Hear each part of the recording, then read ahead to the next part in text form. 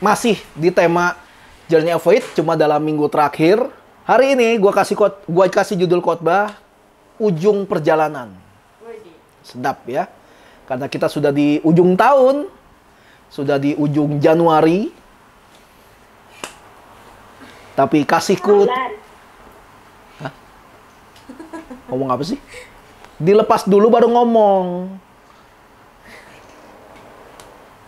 Oh iya ya. Kita udah di ujung Januari, di tanggal 31. Oke, gue kasih judul khotbah hari ini, Ujung Perjalanan.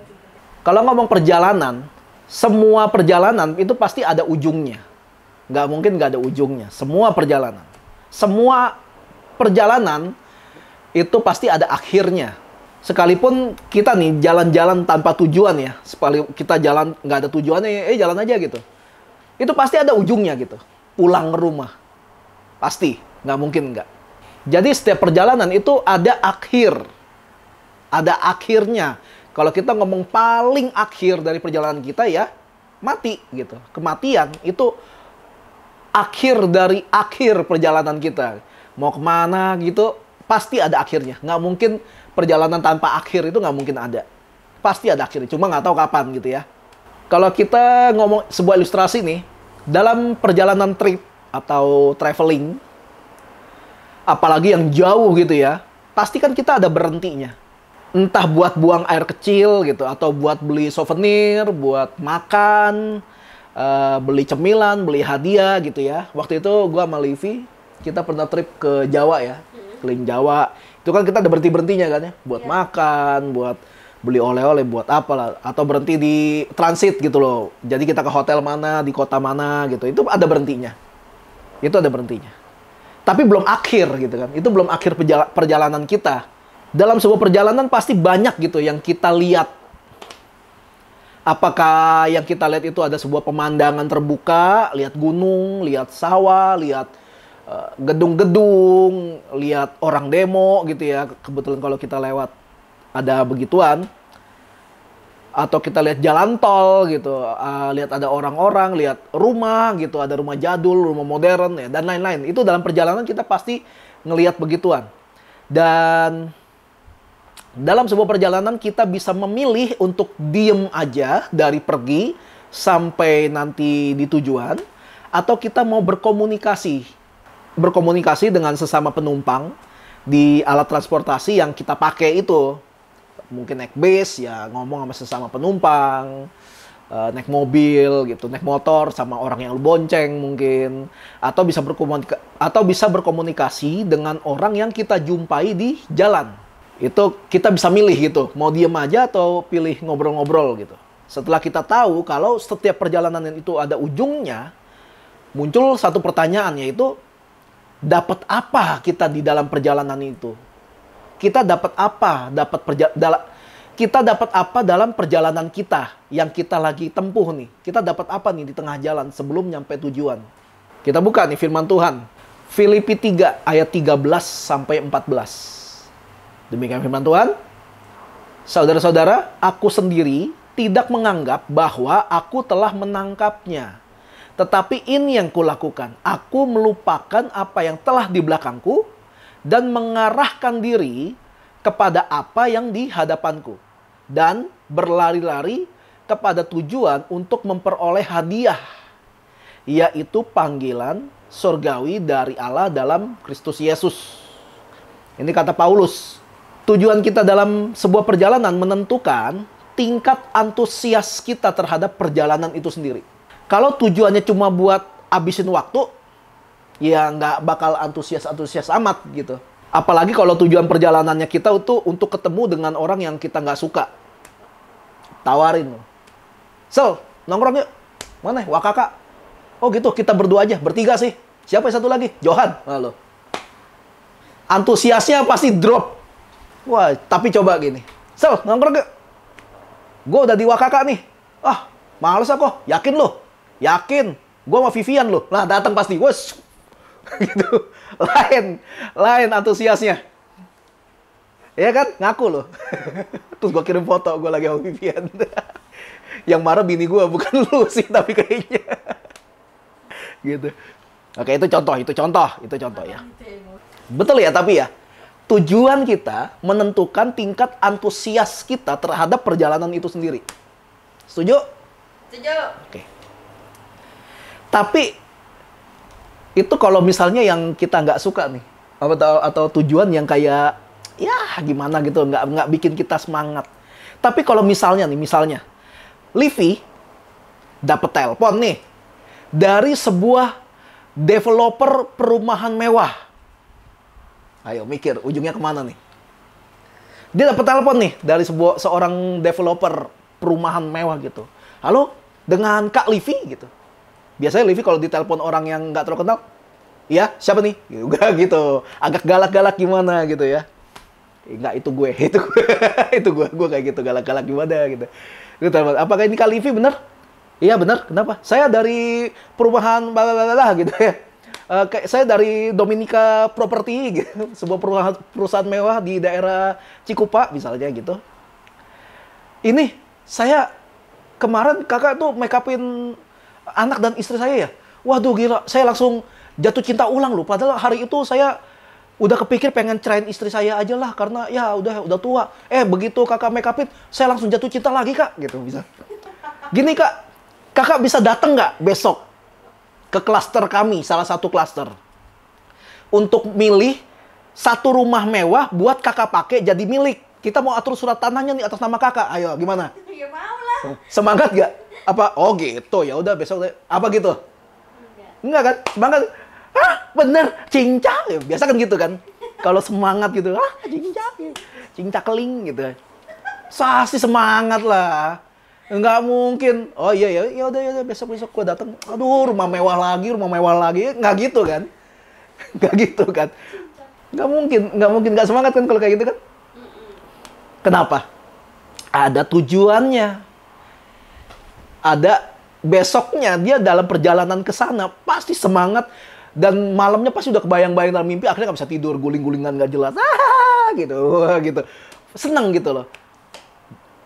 Karena perjalanan besok ada tujuannya dan kebetulan tujuannya sangat menarik. Bukan menarik lagi gitu, sangat menarik gitu ya. Lain kalau misalnya Marwan nih manggil Novi. Nop, ke Empo yuk. Ke Koi. Ngapain? Seneng tuh kan. Ini mau urus pendaftaran buat STT. Alah, tutup langsung gitu. Males. Lain pasti. Kalaupun dipaksa, datangnya pasti kayak ogah-ogahan gitu, males sampai sono. Udah gue bilang nggak mau. Gitu. Paling gitu. Pasti males gitu. Kayak gitu kan. Emang tuh Marwan tuh parah. Gitu. Ya. Jadi tujuan menentukan antusias kita terhadap perjalanan itu sendiri. Setuju ya? Karena ada tujuan.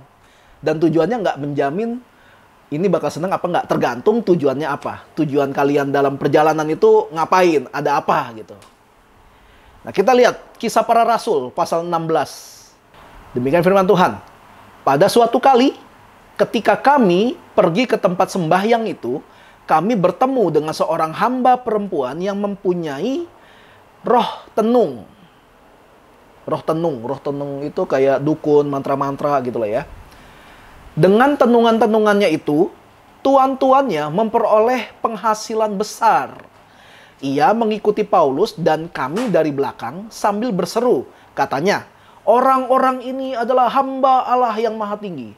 Mereka memberitakan kepadamu jalan kepada keselamatan. Hal itu dilakukan beberapa hari lamanya, tetapi ketika Paulus tidak tahan lagi akan gangguan itu, ia berpaling dan berkata kepada roh itu, demi nama Yesus Kristus, aku menyuruh engkau keluar dari perempuan ini. Seketika itu juga keluarlah roh itu. Cerita di sini ada seorang perempuan, budak, tapi dimasukin roh gitu, roh yang bisa bikin mantra-mantra dan sebagainya. Tapi waktu lihat Paulus sama Silas, lihat deh, lucu kan? Dia kan teriak-teriak gini kan, orang-orang ini adalah hamba Allah yang maha tinggi gitu kan, kayak gitu kan, ngomong kayak gitu kan, kayak seolah-olah dipuji-puji. Tapi pernah nggak kalian kayak kesannya dipuji tapi sebenarnya sindiran. Ngerti gak? Ngerti gak? Kesannya pujian padahal itu sindiran gitu loh. Gitu. Misalnya lagi jalan, lu dibilang aja gini. Misalnya, aduh gue pengen pakai contoh siapa, gue bingung nih. Jenny deh. Jenny lagi, biarin. Jenny deh misalnya. Wih, lagi lewat, tiap kali lewat nih, tiap kali jalan, ada satu orang, dan orang ini melulu yang selalu giniin si Jenny. Wih gila, Jenny putih lu, wih, pakai Scarlet Whitening ya. Jenny putih lu ya. Sehari pertama, hari kedua. Tapi pernah nggak kayak lama-lama suara kayak gitu kesannya muji apa nyindir? Kayak Jenny putih, kayak tepung terigu. Sebel kan tiap hari kalau digituin kan sebel banget gitu. Nah Paulus dan Silas itu juga sebel gitu tiap hari kayak disindir. Lihat nih orang nih, lihat nih, hamba Allah nih, woy, kayak gitu. Kayak gua lah gitu, kayak waktu dari kecil. Tuh pendeta tuh, woy, pendeta tuh, kayak gitu tuh. Sebel lama-lama gitu, kesel juga lama-lama. Akhirnya Paulus kesel, dia usir aja tuh. Bukan perempuannya ya, tapi roh yang ada di perempuan itu dikeluarin, diusir. Dalam perjalanan itu sendiri, mungkin kita akan bertemu dengan hal-hal yang bisa mempengaruhi suasana hati kita. Misalnya ketemu dengan orang-orang yang kita nggak suka. Orang nyebelin. Dapat telepon yang ribet dan sebagainya. Si Livi dalam perjalanan pergi nih, mau ngeliat rumah mewah misalnya gitu. Udah seneng gitu di mobil. Wah seneng ntar rumahnya gitu. Dapat telepon. Wah telepon lagi. Halo, dengan Kak Livi bener? Iya betul, ada apa ya? Ini Kak kita mau nawarin kartu kredit dan asuransi Kak. Sebel langsung kan. Ya kan, udah berkali-kali ditolak. Nembak terus, nelpon terus gitu kan. Kita mau nawarin pinjaman nih Kak, tanpa anggunan gitu. Langsung mempengaruhi suasana hati nggak? Yang tadinya seneng, terus udah gitu nelponnya lama lagi kan. Sampai setengah jam lebih gitu. Pasti mempengaruhi kan? Mempengaruhi suasana hati yang tadi seneng, agak-agak jadi gimana gitu loh. Kalau ambil contoh nih ya, ilustrasi. Misalnya kita ikut acara retret, sebuah acara retret, naik bis. Lalu kalau kita duduk bersebelahan dengan orang yang kita nggak suka, pasti akan mempengaruhi suasana hati kita kan. Retret kita ikut aja retret, ayo duduk. Gua sama Livi, Jenny sama Nisha, Novi sama Marwan, Yosia sama Cindy, Hansel sama Johan. Nah lo pasti gitu, sebel gitu, mempengaruhi suasana hati. Ya, Hansel ya?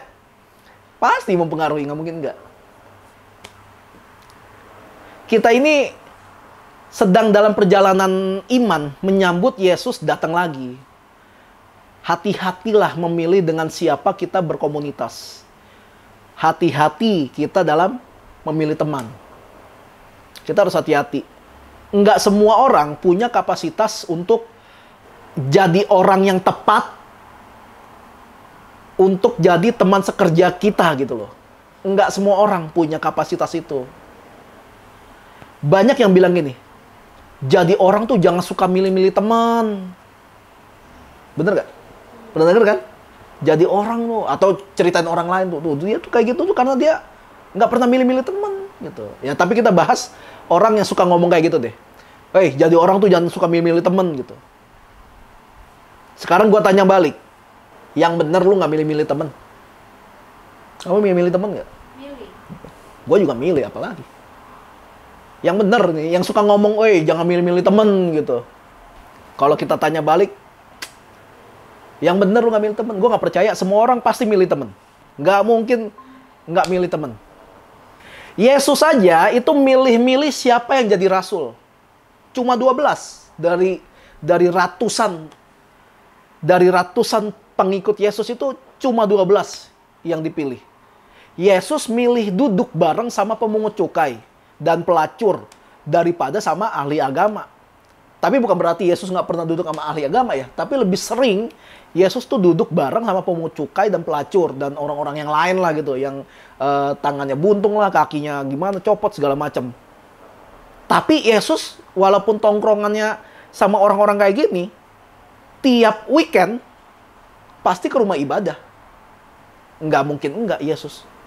Cuma Yesus tuh memilih dengan siapa duduk dan berbicara. Itu Yesus. Dia milih mau sama siapa nih gitu. Nah, gara-gara Yesus duduk bareng sama pemungut cukai bernama Zakeus, nggak tahu sih, nggak ditulis apa yang diomongin, apa yang dibicarain. Tapi gara-gara itu, Zakeus memutuskan untuk berubah jadi orang yang lebih baik. Zakeus tadinya naik pohon buat lihat Yesus, tapi setelah dipanggil Yesus, makan bareng, nggak tahu ngobrolin apa. Setelah ngobrol, Zakeus berdiri bilang, setengah dari harta gua akan gue bagikan ke orang miskin. Dan kalau ada orang yang gua peras selama ini, gua akan ganti 4 kali lipat. Lo nggak tahu loh, dia ngomong sama Yesus ngomongin apa, tapi bikin seorang pemungut cukai, pekerjaan yang dianggap hina gitu sama orang Israel, sampai memutuskan untuk berbuat kebaikan. Nah itu dampak kalau orang duduk sama Yesus. Ada perubahan terjadi gitu loh. Ada sikap hati yang berubah jadi lebih baik. Berapa banyak orang yang ngakunya sedang duduk cari wajah Tuhan, bukannya dengerin apa yang Tuhan ngomong, malah ngajarin Tuhan mesti ngapain. Banyak orang yang bilang, yuk doa yuk cari wajah Tuhan. Tapi dalam doanya, dia malah ngajarin Tuhan mesti ngapain. Biar ini, biar itu, biar gini, biar gitu. Dia nggak berserah sama Tuhan gitu. Kami beriman, tahun ini jemaat gereja kami bertambah 30, 60, 100 kali lipat ganda. Kami berdoa lahan di sebelah sana jadi milik kami untuk dipakai sebagai rumah Tuhan. Kami berdoa semua yang datang ke gereja ini, semua yang sakit disembuhkan, yang kesulitan bisnis dilepaskan, yang selingkuh tetap pelayanan gitu. Ya silakan aja sih doa kayak gitu, kecuali yang soal selingkuh ya. Tapi kalau jawaban Tuhan itu enggak, no gitu, ya nggak perlu ambil puasa buat ubah keputusan Tuhan. Todah, ikut aja apa yang Tuhan ngomong, ikut aja apa yang Tuhan putuskan gitu loh. Kalau emang doa kita nggak dijawab, emang kadang-kadang kita doa suka nggak pakai mikir gitu, belum tentu yang dia butuhkan itu. Kalau kita lihat di 1 Korintus 15 ayat 33, janganlah kamu sesat, pergaulan yang buruk merusakkan kebiasaan yang baik. Hati-hati memilih dengan siapa kita bergaul. Atau lebih tepatnya lagi nih, lebih fokusnya lagi nih, hati-hati memilih pemimpin gereja untuk kita ajak bergaul. Karena kalau salah memilih pemimpin, akan merusak kerohanian kita dan pola pikir kita tentang kekristenan. Kalau kita bergaul dengan orang Kristen yang suka maksa dalam berdoa, kita juga nanti doanya bakalan maksa Tuhan juga. Maksa itu gimana sih? Yang tadi gue bilang. Doa lu nggak dijawab. Lu berdoa nih misalnya, buat dapetin mobil baru atau mobil mewah atau apa gitu. Udah 4 bulan lu doa, wah nggak jawab-jawab Tuhan. Mungkin doa gue kurang kuat nih, gue puasa, lu ambil puasa supaya hawa nafsu lu bisa terpenuhi. Nafsu lu untuk dapetin sebuah mobil mewah supaya dikabulin Tuhan gitu. Padahal Tuhan nggak mau kasih gitu. Dan lu memaksa Tuhan, ya nggak bakal bisa lah. Kalau kita bergaul sama orang Kristen yang suka selingkuh dan kumpul kebo, nanti kita bakal berpikir, nggak apa-apa selingkuh. Tuhan kan maha pengampun. Karena lu bergaul sama mereka-mereka yang suka selingkuh. Yang suka kawin cerai gitu. Kalau kalian bergaul dengan gembala gereja yang lucu, kalian juga jadi bakal lucu. Oh, si Jenny Indonesia gitu, udah mulai lucu tuh. Nopi tuh, mulai belajar lucu tuh. Si Livi juga udah lucu sekarang. Enggak, kurang. Oh, usah ngelucu ya. Ngelucu gitu. Hati-hati memilih dengan siapa kita duduk, dengan siapa kita berkomunitas, dengan siapa kita membangun hidup. Karena pergaulan yang buruk merusak kebiasaan yang baik. Termasuk kalau kita bergaul dengan orang Kristen yang rohaninya buruk, tapi jadi pemimpin di gereja. Itu bisa ngerusak. Kalau kita dalam sebuah perjalanan trip ke luar negeri nih, bentar lagi ya kita ya. Udah beriman dulu aja, beriman. Nah, kalau kita dalam perjalanan trip ke luar negeri, kita pasti tuh dikasih brosur tentang itinerary perjalanan gitu. Ringkasan perjalanan, urutan perjalanan. Mau kemana, mau kemana, mau kemana, mau kemana gitu. Hari pertama kemana, hari kedua kemana gitu. Dijemputnya jam berapa, di lokasi A berapa lama, lokasi B berapa lama gitu. Dan seterusnya. Itu kita bakal dikasih.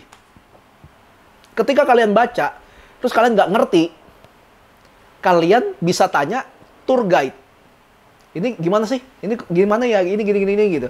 Bisa tanya tour guide. Dalam perjalanan iman kita, kita dikasih panduan berupa Alkitab. Itu dibaca. Kalau nggak paham, tanya Roh Kudus. Tapi tetap harus dibaca gitu. Karena emang tugas Roh Kudus tuh itu. Yohanes 14 ayat 26.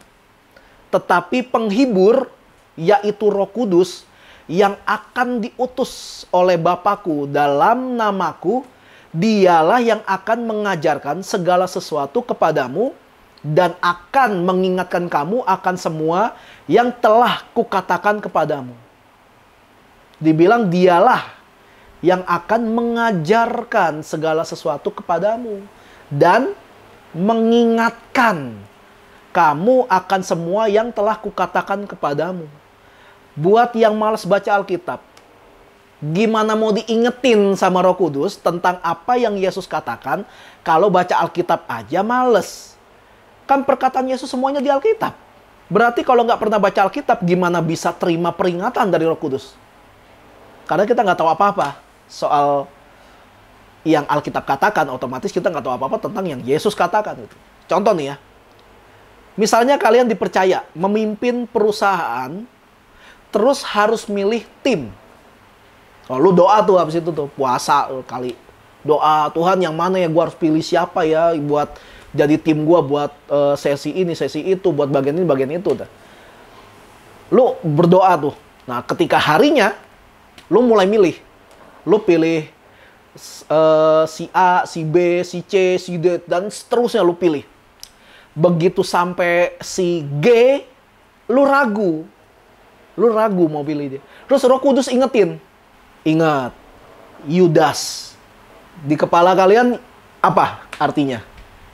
Ketika lu pengen milih orang buat jadi tim, terus Roh Kudus bilang, awas, Yudas. Karena lu gak pernah baca Alkitab gitu ya. Terus lu mikir, Yudas.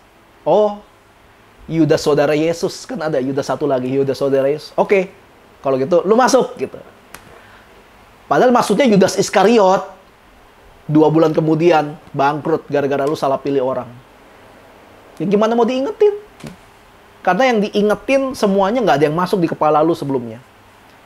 Malas baca Alkitab, jadi salah tangkep gitu makanya. Roh Kudus mah selalu berbicara gitu. Roh Kudus selalu kasih peringatan buat kita. Tapi kalau kita nggak paham maksudnya, ya susah. Lah gimana kita mau paham? Ya kita harus baca Alkitab. Kita harus doa pribadi, harus bangun hubungan gitu. Apa awal tujuan dari baca Alkitab? Supaya paham isi Alkitab kah? Supaya hafal ayat Alkitab? Supaya pinter soal Alkitab? Kalau kita lihat ya, di Roma pasal 10 ayat 17, dibilang gini, jadi iman timbul dari pendengaran, dan pendengaran akan firman Kristus. Jadi tujuan awal dari baca Alkitab adalah supaya timbul iman. Bukan supaya ngerti, bukan supaya hafal ayat terus bikin quotes di Instagram, terus di-share, minta like, terus jangan lupa minta di-follow gitu. Tujuan awal baca Alkitab supaya iman itu timbul. Percuma lu hafal banyak ayat, lu hafal banyak kitab gitu. Bahkan kitab ini itu lu baca, buku-buku rohani lu baca, tapi kalau nggak ada imannya percuma. Jadi tujuan awal adalah bukan untuk mengerti, bukan untuk paham. Itu nyusul nanti. Tapi awalnya, lu baca Alkitab supaya bisa timbul iman. Kalau kalian lihat lagi ya, ini yang baca Lukasnya masih tersendat-sendat, nanti kalian akan lihat gitu, di Lukas pasal 18 ayat 8, Yesus ngomong gini, aku berkata kepadamu, ia akan datang segera membenarkan mereka. Akan tetapi jika anak manusia itu datang, adakah ia mendapati iman di bumi? Jadi nanti ketika Yesus datang kedua kalinya, Yesus tuh nggak cari kepintaran, Yesus nggak cari pemahaman, Yesus nggak cari prestasi, Yesus nggak cari jabatan, Yesus nggak cari status, Yesus cari iman. Gimana Yesus mau dapat iman kalau Alkitab nggak pernah dibaca? Karena dari pembacaan Alkitab, iman timbul. Nanti ketika Yesus datang gitu jemput kita, dia cekin nih semua satu-satu nih. Oke, ada iman, ada iman, ada iman, ada iman, ada iman, ada iman, ada iman. Ini amin terus tapi nggak punya iman, skip. Gitu. Banyak tuh kan ya di gereja yang suka amin, amin tapi nggak ngerti gitu. Amin aja, amin, amin. Makanya hati-hati, jangan suka amin aja. Hati-hati, amin gak ada iman, nggak bakal diterima juga. Minggu ini minggu terakhir untuk tema Journey of Faith atau perjalanan iman. Pertanyaan yang tadi, dalam perjalanan kalian, dalam perjalanan iman kalian, kalian dapat apa? Tujuan nih kan kita sama nih. Tujuan kita kan emang sampai pada kekekalan bersama dengan Yesus gitu. Tujuannya gitu. Anggaplah semua tujuannya udah sama nih. Udah buat ke arahnya Yesus gitu. Tapi dalam perjalanannya ini loh, kita dapat apa? Dalam perjalanannya gini, kita dapat iman apa enggak? Aneh loh, kalau misalnya kita ini sedang dalam perjalanan iman, tapi kita sendiri nggak dapat iman. Ragu terus. Mikirin ini dosa, ini kagak terus gitu loh. Mikirin, iya banyak mikir tapi nggak ada banyak tindakan gitu. Mikir aja terus gitu. Akhirnya nggak dapat iman. Hanya karena salah bergaul. Mungkin gerejanya di sini. Belum tentu yang kalian ikutin tuh ajaran sini. Ada banyak orang, gerejanya di mana gitu, ibadahnya di mana, pelayanannya di mana, tapi yang di-share pendeta gereja lain. Dan itu lagi, dia lagi gitu. Jadi agak aneh nggak sih? Ya sekali dua kali oke lah. Tapi kalau setiap kali kan udah mulai kayak ada ketertarikan sebenarnya. Kalau udah kayak gitu ya udahlah gitu loh, ke gereja sana aja. Kalau emang ngefans banget sama pendeta itu gitu. Akhirnya nggak pernah ada yang ingetin soal baca Alkitab. Salah gaul soalnya, salah pergaulan. Udah nggak pernah ada yang ingetin buat baca Alkitab. Udah gitu nggak mau nanya gitu, doa. Sama tour guide-nya kita gitu, sama Roh Kudus. Ya susah, abis itu ya kita kalau dibawa ke luar negeri gitu, nyasar lah. Panduan nggak ada, tour guide nggak ada gitu. Lu mau manfaat apa? Google. Ya silakan sih. Walaupun kita sudah berada dalam sebuah komunitas yang benar, dengan orang-orang yang benar, bisa nggak kita nggak dapat iman? Bisa. Kita berada dalam satu komunitas yang benar, dengan orang-orang yang benar, kita masih ada kemungkinan kita nggak dapat iman. Gimana bisa? Ketika diingetin, kita ngeyel terus. Pakai kepintaran kita yang nggak pinter-pinter amat itu gitu. Pakai ego kita gitu. Jangan pakai standar kita untuk ikut Tuhan. Kalau emang kita ikut Tuhan, kita ngakunya nih ikut Yesus nih. Jangan pakai standarnya kita. Karena dalam mengikut Tuhan, Yesus udah kasih standarnya. Pikul salib, sangkal diri, kasihi Tuhan Allah, kasihi sesama. Udah kasih tahu standarnya. Jadi jangan sampai kita ini double standard gitu. Jangan standar ganda. Dalam mengikut Tuhan, buang jauh-jauh dah kebanggaan kita. Kalau ada yang bisnismen sukses, kalau ada yang maha pintar, ada yang super hebat, ada yang sangat terkenal gitu. Semuanya itu enggak laku di depan Tuhan. Karena Tuhan cari iman. Tuhan nggak cari kesuksesan lu, ya lu harus sukses. Tapi Tuhan nggak cari kesuksesan lu, Tuhan nggak cari kepintaran lu, Tuhan nggak cari kehebatan lu, Tuhan nggak cari keterkenalan lu. Tuhan cari lu.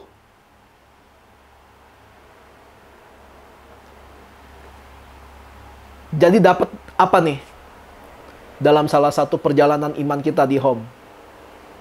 Kalian dapat apa? Dapat sesuatu nggak bahkan hari ini ketika gue sampein firman Tuhan ini? Dapat iman nggak? Kalau masih belum dapat iman, masih ada waktu buat perbaikin. Yesus belum datang soalnya. Belum nyampe nih. Jadi kita masih ada waktu buat perbaiki diri dan mentalitas kita sebagai orang percaya. Baca Alkitab dan doa pribadi, itu terus yang gue sebutin. Karena mau gimana lagi, pengenalan kita cuma bisa lewat dua itu aja. Baca Alkitab, doa pribadi. supaya nanti di ujung perjalanan iman kita, kita memperoleh hadiah dari Tuhan, yaitu panggilan surgawi dari Allah dalam Kristus Yesus. Amin.